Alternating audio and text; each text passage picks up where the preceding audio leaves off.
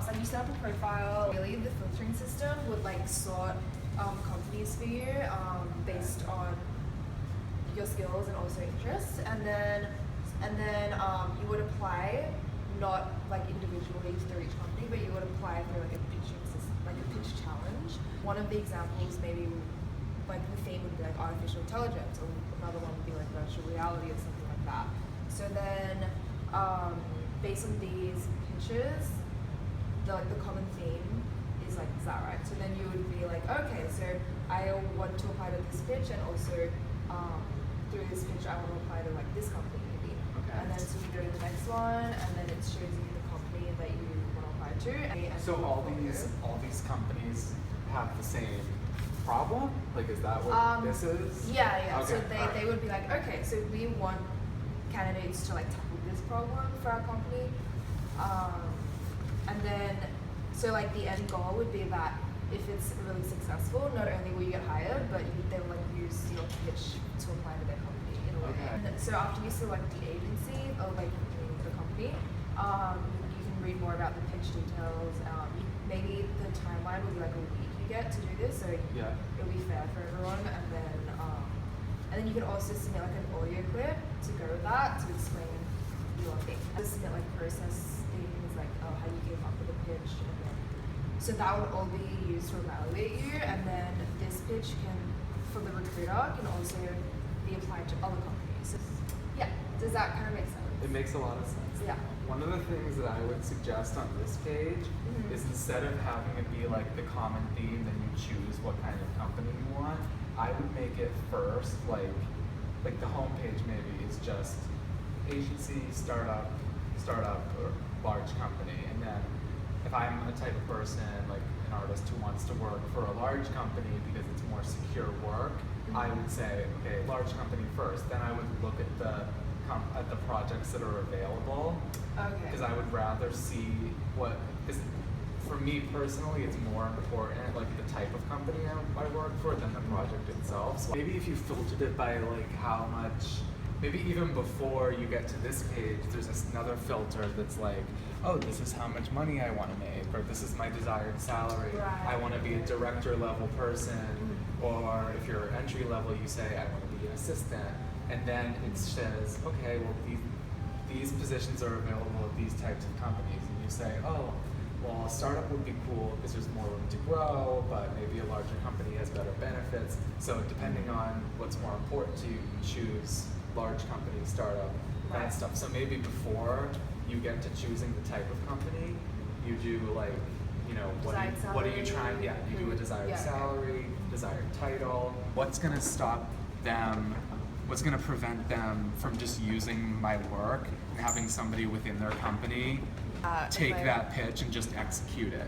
Well, I mean, obviously. Like, are they gonna pay me like half of it first to do the pitch, and then when the project is done and they approve it, are they gonna give me like I feel like more? just morally, they would, if they wanted to use something of yours, they would obviously try to tell you to negotiate. Like, Kind or of in commission trouble, would be something like ideal that. in that situation. But then if you do end up getting hired, then they would obviously like compensate you for the whole thing.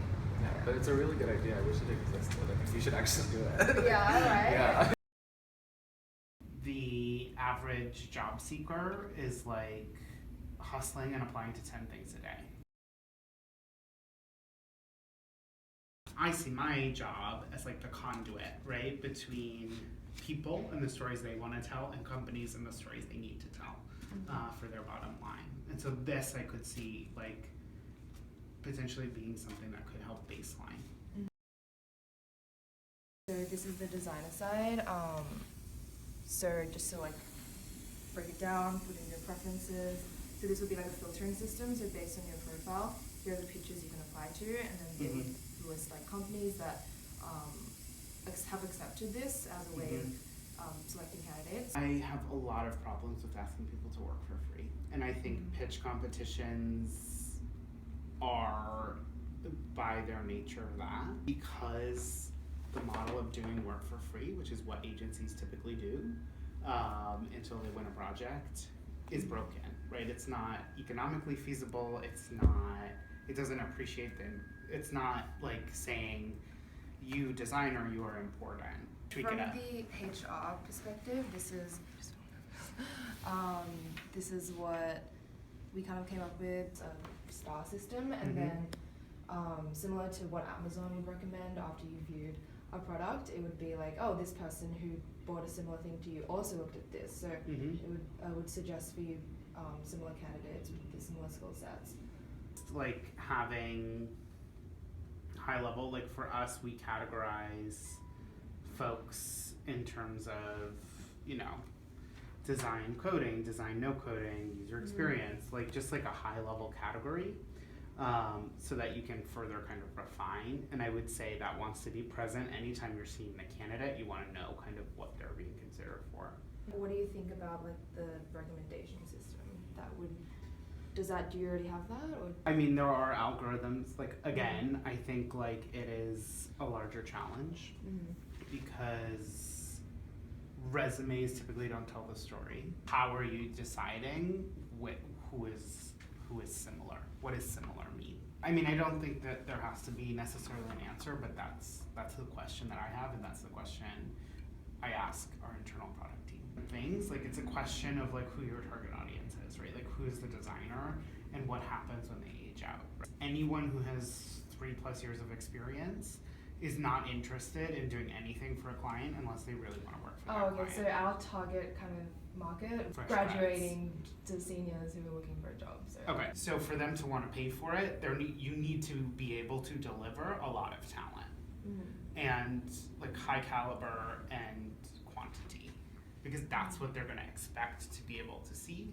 To make your rating system work, you need to have a lot of people in the system rated, right? That seems like the differentiator, right? Like the one key competitive advantage is this pitch piece. Like a profile is a profile is a profile, right? Like everyone has a version of, you know, what you do now, what you want to be doing, what your skills are. That's not new. What's new and what you're bringing to the table is like this pitch to apply. There needs to be an understanding, right? Like maybe it's universities actually are the ones that are paying for this platform, and this is like a part of senior capstones, and like every student in a design like course at NYU, Parsons, New School, which is Parsons, like SVA, Columbia, Brooklyn, Poly, like Pratt, et cetera, they are all invested in this.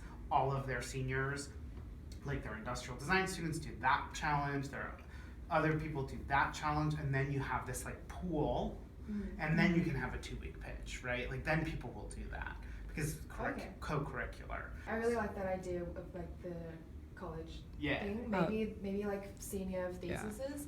Yeah, can actually be for like- Parsons, they have one this semester. They cooperate with Panasonic for the senior project class. Yeah. So like I think they're doing a project for Panasonic, and the Oh, and it's gonna be successful presented, like, ones side are by being side.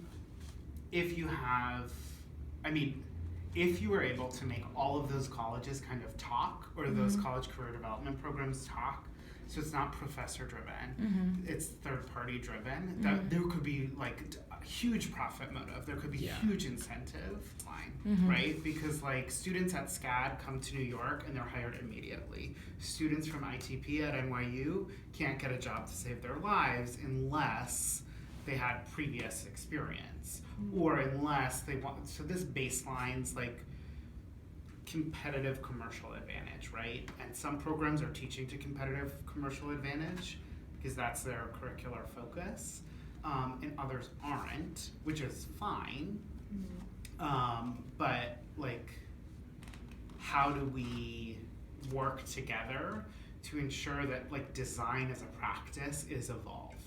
Because I speak to people who are fascinating, incredible, versatile, interesting, not hireable, because Because the of their shape, portfolio? the shape or the directionality of the portfolio that they've been working 5 to 10 years on is just wrong for what the industry wants today. And that's not, it's like the difference between art and commerce, right? Like what your self-expression is your self-expression, and you should celebrate that, and you should drive that, and that purpose is important and it's critical. and I never want to take that away from anyone. But then how do you make that work in a competitive corporate landscape where maybe that story is not as valuable?